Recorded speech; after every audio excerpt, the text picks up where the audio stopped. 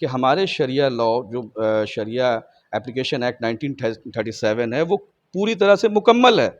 उसमें किसी तरह की कोई कमी ही नहीं है, तो उसमें हम अमेंडमेंट क्यों चाहें? हमको क्यों कॉमन सिविल कोड चाहिए? हम फुल्ली सैटिस्फाई है।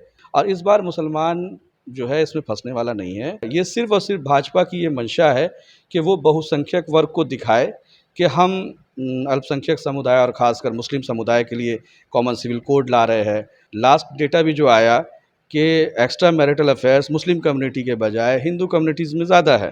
फुल्ली सैटिस्फाई है जो हमारे यहाँ शरिया लॉ है, उसमें किसी तरह की कोई कमी नहीं है और मुस्लिम कम्युनिटी इसमें कहीं भी जो छेड़छाड़ होगी, इंटरफेरेंस होगी, उसको बर्दाश्त करने के लिए तैयार नहीं है। क्रिमिनल लॉ के लिए इंडियन आईपीसी जो इंडियन पेनल कोड है उसको एक्सेप्ट कर रहे हैं, तब कानून का उल्लंघन, आपका धर्म का उल्लंघन नहीं हो रहा। तो फिर जो सिविल लॉ के लिए फिर उसके लिए शरीयत क्यों चाहिए? क्यों नहीं उसके लिए भी इंडियन कानूनी संविधान के हिसाब से जो कानून बने उसको क्यों? हम कोई मौका देना नहीं चाहते भाजपा के लिए, कोई माहौल बनाने के लिए। जो उनकी बनी बनाई स्क्रिप्ट है उसमें मुसलमान अब फंसने वाला नहीं है, ना उसमें कोई रोल प्ले करने वाला है इनडायरेक्ट वे में। आपने बात की पहले 370 की, बिल्कुल 370 आपने हटाया। 371 भी एक आर्टिकल है, उसमें A B C D E F G H I J यहाँ तक क्लॉजेस है। आप बताएं ये आर्टिकल आप हटाएंगे हिंदुस्तान से या नहीं? 11 ऐसे स्टेट है जिसमें गुजरात जैसा बड़ा स्टेट भी है, महाराष्ट्र भी है, गोवा भी है, और नॉर्थ ईस्ट में अरुणाचल प्रदेश, सिक्किम, आसाम, मेघालय, मणिपुर, त्रिपुरा, मिजोरम, ये सारे स्टेट्स है। यहाँ आप क्या कहते हैं 371 में कि उनका सोशल रिलीजियस जो कल्चर है उसके प्रोटेक्शन के लिए आपने लगाया है। तो आपको तो पहले वो हटाना होगा जब आप यूनिफॉर्म सिविल कोड लाएंगे। नमस्कार, सोशल संवाद में स्वागत है। मैं शशि भूषण। हम बात इन्फॉर्म सिविल कोड पर करने के लिए पहुँचे इमारत सरिया, और हमारे साथ जो है रियाज शरीफ हैं, और ये एक तरीके से इस्लामिक स्कॉलर बोल लीजिए, सोशल एक्टिविस्ट बोल लीजिए, अपनी बातों को तर्क के साथ रखते हैं। तो सवाल मेरा यही रहेगा कि इन्फॉर्म सिविल कोड से आप लोगों को क्यों डर लग रहा है? कोई डर नहीं लग रहा है। ये पहले बात तो ये परसेप्शन जो बनाने की कोशिश की जा रही है कि मुसलमानों को डर लग रहा है, मुसलमानों को कोई डर नहीं लग रहा है, कोई भय नहीं है यूनिफॉर्म सिविल कोड से। और ना ही कोई अभी ड्राफ्ट या कोई बिल की शक्ल में कुछ सामने आया है कि उसमें आदमी अपनी प्रतिक्रिया दे। एक कोर्ट का डायरेक्शन सरकार को आया है कि आप यूनिफॉर्म सिविल कोड लाने पर गौर करें, और लॉ कमीशन ऑफ इंडिया ने 1 महीने की मोहलत ली है और सजेशन मांगे तमाम सिटीजन्स से। इस भारतवर्ष के तमाम लोग 14 जुलाई तक लॉ कमीशन ऑफ इंडिया को अपने सजेशंस दे सकते हैं कि यूनिफॉर्म सिविल कोड आना चाहिए या नहीं आना चाहिए, और अगर नहीं आना चाहिए तो उसको उनको क्या आपत्ति है। मुसलमानों का जो सबसे बड़ा ऑर्गेनाइजेशन है all India Muslim personal law board, तमाम लोग उसको फॉलो करते हैं। तो all India Muslim personal law board की तरफ से ये इंस्ट्रक्शन है तमाम मुस्लिम कम्युनिटी के लोगों को कि हम कहीं पर भी कोई प्रोटेस्ट नहीं करेंगे अभी रोड पे जाके, क्योंकि अभी बहुत अर्ली स्टेज है ये, क्योंकि बहुत सारी चीज़ें अभी क्लियर नहीं हैं। खुद सरकार के पास कोई ड्राफ्ट मौजूद नहीं है, और ये जो भाजपा को सूट करता है, क्योंकि अभी आप देख रहे होंगे कि 8-9 महीने बचे हैं, आने वाले लोकसभा चुनाव होने वाले हैं 2024 में। उसके लिए एक तैयारी चल रही है भाजपा की तरफ से, और उनको जो सूट करता है, जो मुद्दे, चाहे वो सीए एनआरसी का मामला हो, ट्रिपल तलाक का मामला हो, कॉमन सिविल कोड का मामला हो, वो इस तरह के इश्यूज़ को लेकर आती है और उसके नतीजे पर पोलराइजेशन करना उनका मकसद होता है। ये सिर्फ़ और सिर्फ भाजपा की ये मंशा है कि वो बहुसंख्यक वर्ग को दिखाए कि हम अल्पसंख्यक समुदाय और ख़ासकर मुस्लिम समुदाय के लिए कॉमन सिविल कोड ला रहे हैं, और उनके यहाँ जो एक से ज़्यादा शादियों की प्रथा है या इस तरह की जो उनके न एलिगेशंस लगते हैं, जबकि इसकी कोई सच्चाई नहीं है, ना कोई आपके पास डेटा मौजूद है। लास्ट डेटा भी जो आया कि extra marital affairs Muslim community के बजाय हिंदू कम्युनिटीज़ में ज़्यादा है। तो इस तरह के बहुत सारे फैक्ट मौजूद है, लेकिन भाजपा और जो उनके सहयोगी दल है वो इस तरह का परसेप्शन तैयार करने की कोशिश कर रहे हैं कि हम कॉमन सिविल कोड लेकर आएंगे, या उसका आप उसका फ़ायदा हमें बता दें। आप जब 2014-2019 में आप चुनाव में आए तो आप एक मैनिफेस्टो लेकर आए थे। उस मैनिफेस्टो में राम मंदिर भी था, उस मैनिफेस्टो में धारा 370 भी थी, और बहुत सारे वादे थे जिसमें 2 करोड़ नौकरियां भी थी हर वर्ष। तो आज बताएं भारत सरकार कि उन्होंने कितने रोज़गार दिए नौजवानों को, आज इकनॉमी की हालत क्या है, आज जीडीपी ग्रोथ कितना है इंडिया का। इन सब मुद्दों से हट के आज इंडिया जो है इकोनॉमिकल क्राइसिस से गुजर रहा है कोविड के बाद से। अब बहुत सारे ऐसे मुद्दे हैं, उससे ध्यान भटकाते हुए, क्योंकि 2024 के लिए माहौल तैयार करना है। अगर माहौल तैयार किया जा रहा है और आप इस बात को भली भांति अगर समझ रहे हैं कि एक ट्रैप है मुसलमानों के लिए, तो फिर आप लोग बार बार इस ट्रैप में क्यों फंस जाते हैं, क्यों रिएक्ट नहीं, करते नहीं, हैं? बिल्कुल नहीं, हम तो कोई रिएक्ट करने के लिए नहीं हैं।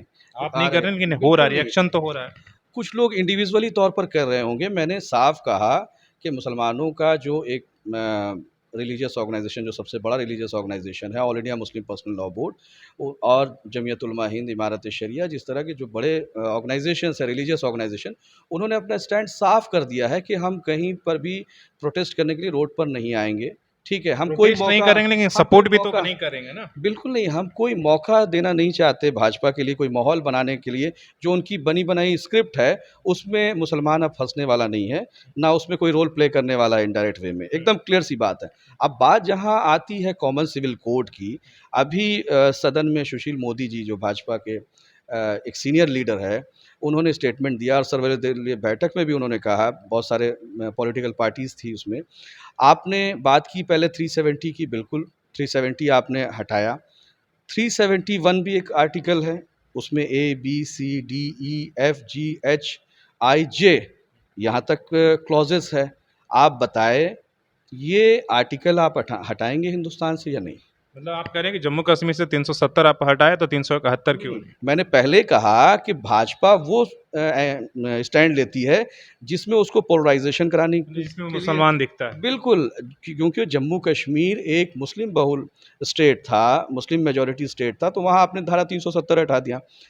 आप 371 क्या है, आप वो भी समझ लीजिए। ये उसी का एक सेकंड दूसरा रूप है, जहाँ बात होती है 371 ए बी सी डी ई जो क्लॉजेस है, उसमें एक लाइन में मैं बता दूं कि वहाँ जो ट्राइब्स रहते हैं, आदिवासी लोग रहते हैं, आखिरी सेंसस जो 2011 में हुआ, तकरीबन 11 साढ़े 11 करोड़ आदिवासियों की आबादी इस पूरे भारतवर्ष में है।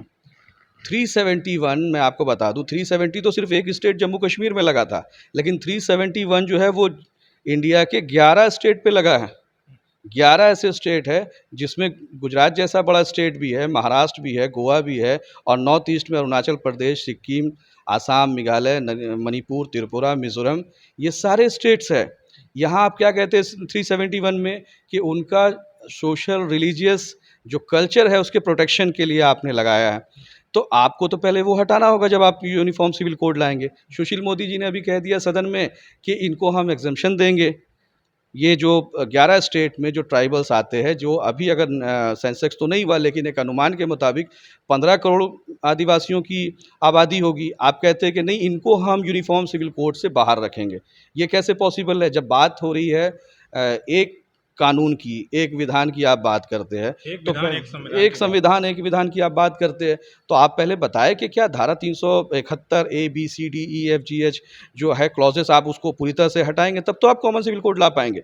इतनी सारी विविधताएं हैं, डाइवर्सिटी जो है, ये इंडिया की खूबसूरती है। इंडिया जो भारत है, उसमें बहुत सारे धर्म के लोग रहते हैं। मुस्लिम कम्युनिटी के लिए पर्सनल लॉ का प्रोविज़न आया 1937, शरिया एक्ट, एप्लीकेशन एक्ट। 1955-56 जो है हिंदू मैरिज एक्ट और हिंदू हेरिटेज एक्ट, जिसमें हिंदू कम्युनिटी के लोगों को, हर किसी को आर्टिकल ने अपने अपने धर्म के रीति रिवाज के मुताबिक शादी ब्याह करने की, तलाक देने की। हमारे यहाँ 13 ऐसे पॉइंट्स है जो पर्सनल लॉ के अकॉर्डिंग कवर होते हैं, जिसको इंडियन कॉन्स्टिट्यूशन ने मान्यता दी है।